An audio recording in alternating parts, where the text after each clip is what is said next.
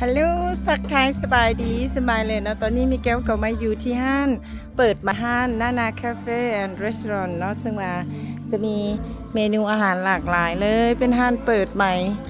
มองจอดรถสะดวกสบายเด้ออยู่บ้านนะมันก็ทงใจแล้วได้แนวนี้เนาะนี่อันนี้จะเป็นประตูด้านนอกเป็นคาเฟ่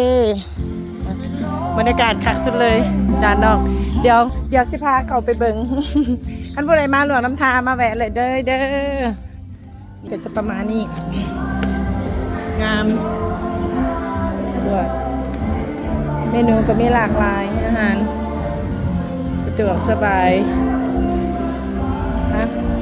ลูกอยู่นี่บอใช้หูบอพวกเขาก็มาทำกัน 3-4 คนเนาะตอนนี้หมูก็ออกไปจองโต๊ะจองตู้ทางด้านนอกเนาะพวกเขา4พากันหนังทางด้านนอกส่งบิว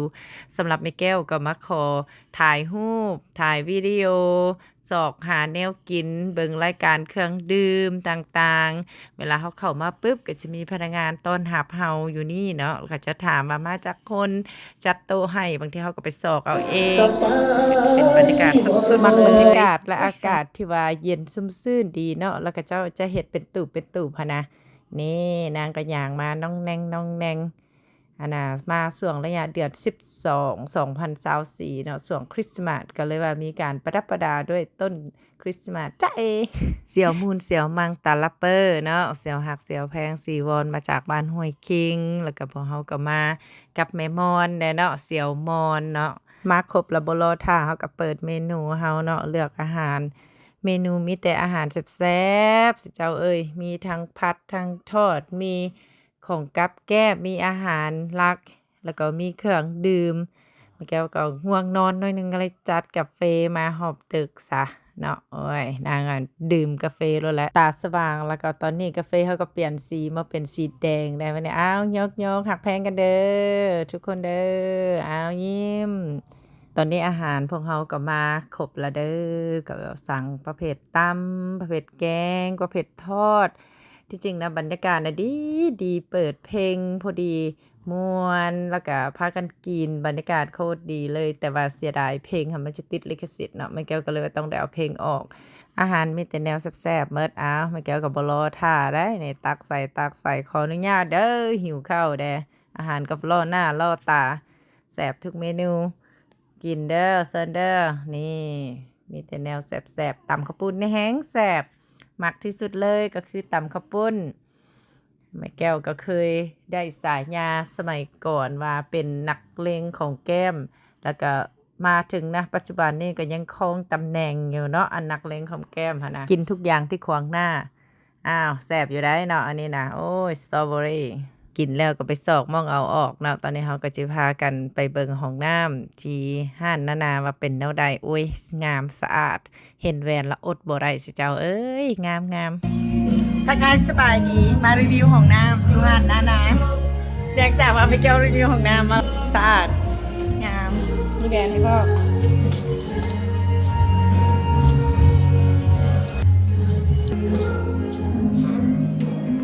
ในเรื่องห้องน้ำที่ว่างามหลายเนาะได้มาตรฐานสากลอ้างล่างมือเอ่ยแล้วก็แหวนเอ่ยก็บ้องใส่ผ้าเสร็จมือเอ่ย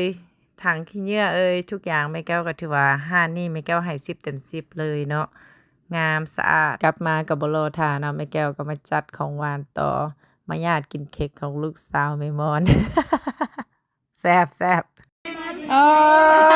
ยเสี่ยวคนงามสบายดีเมาละเมาแล้วเสี่ยวเจ้าของงานนี่เอาแสดงความยินดีนำเด้อมาหอดเมื่อวานมาหอดเมื่อกี้เป็นไผ่นี่เป้าสูมาสลองหานใหม่ตายมากินกาแฟเนี่ยอุตส่าห์เดี๋ยวนี้เป็นเจ้แล้วไม่ได้เป็นตามาใจใส่แกมากินกาแฟมากินลาเต้ดีใจสุดเลยเห็นไหมเห็นไหมสูตุสูสำคัญเลยเนาะสูแก้วมันเป็นกูสูเห็นจังไหนว่าคนจนเจ้นี่จุบิ มาเขาจะของงานมันควรจะกลับ วินหลังแบบแบบ ใจน้ำตาเจียวเลยสูงเอาแบบ มันมาแต่อเมริกาไม่ได้แต่จะมาส่ง เห็นมันอยู่แบบ คอแห้ง อเมริกาเนาะ ก็ทราบปลายปีเท่า อยู่อเมริกา ปลายปี เช้าไปบีเซลสกอเขาจบแล้วก็เขาจบ10 ปลายปีเลยเพิ่งจะเติม เอ๊ะตอนนี้เขาก็38 ปีแล้วนะสู้กันสู้กันนี่ ยังจบตอน18 ปี เดี๋ยวนี้สู้35แล้ว เสี เสี ย ยว แบบโคตรดีใจเลยไหน น้องไม่มอนเนาะ สวยแก้วมา ทราบปลาย กู ปีแม่ไปเปิดไม่มอนไหนปีนี่ กูอันนี้โทรศัพท์ เขาหาก็ทราบปลายปีสิ สูสบายดีเด้ออันนี้เป็นมือเดียวหักเด้อหักที่สุดเลยแสดงความยินดีนะเจริญกันนะเส้นกันเด้อที่ประวันเรามีโอกาสได้มาเจอกันดีใจสุดเกเด้อมานำทางแล้วมาแวะเด้อหาดเปิดใหม่อันนี้เจ้าของหาดวันนี้นี่เจ้าของงามเจ้าของหาดนี่งาม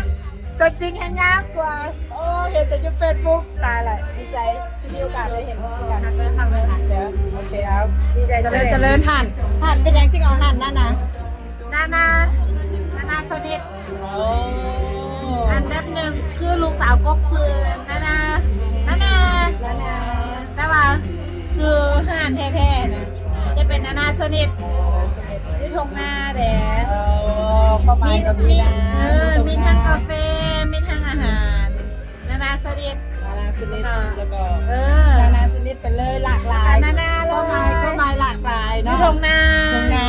ก็เลยว่านาโอเคได้เรื่องสมใจเอ้าดีใจเอ้าล้างน้ำกันก่อนป่ะพี่กะแม่กันมาย้อนยกสมัยสมัยยังเข้าห้องเรียนเนาะพากันขี่รถจักรไปเข้าห้าน ซิ่งนี่แหละ มินี่ก็พากันซิ่งมามันก็ยังไม่มองจอดรถได้ โอเคไปเลยเซียวนะ และนี่ก็จะเป็นวิดีโอพิเศษแล้วก็เป็นมื้อพิเศษและประทับใจที่ยังน้อยครั้งหนึ่งก็ได้กลับไปเยี่ยมยามเสียวหักเสียวแพงสมัยที่ยังเรียนประถมมัธยมนำกันเนาะเติบใหญ่มานำกันเนาะก็จะมีแม่ซิมอนแม่เปอร์แล้วก็แม่มอนกับซีวอนก็ยังมีหลายๆคนที่บ่ได้มานำมื้อนี้ก็เนาะเสียวน้อยทุกคนที่บ่ได้มาก็คิดฮอดคิดถึงเด้อนี่พวกเขาก็ได้มาก็เลยว่าพากันไปแวะ 2-3 ห้านเนาะได้ไปชมบรรยากาศจากสกายพับก็อยากไปเห็นอยู่ว่าโอ้ยเด็กน้อยสมัยนี้มีเทคมีบาเป็นแนวใดก็เลยว่าได้พากันไปแวะไปฮอดฮ่องจิ้งแน่3เสียวก็พากันมาดื่มน้ำส้ม พากันเมาน้ำส้มน้ำเปล่าโอ้ยเห็นภาพแล้วคิดฮอดเด้เอาตอนนี้เขาก็กลับเห็นภาพแล้วคิดฮอดบางทีกับปีหน้าปีในจิญาติเวลาละกลับไปเจอไปพ่อกัน คำขอบใจ